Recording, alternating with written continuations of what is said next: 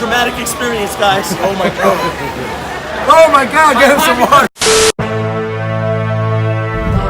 Sorry about the, somebody was calling me, but he made $60,000 in the last 2 months.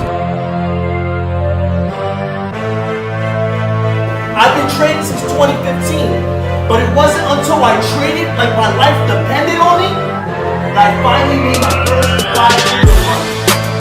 So trust me, trust the process. It's going to happen, right?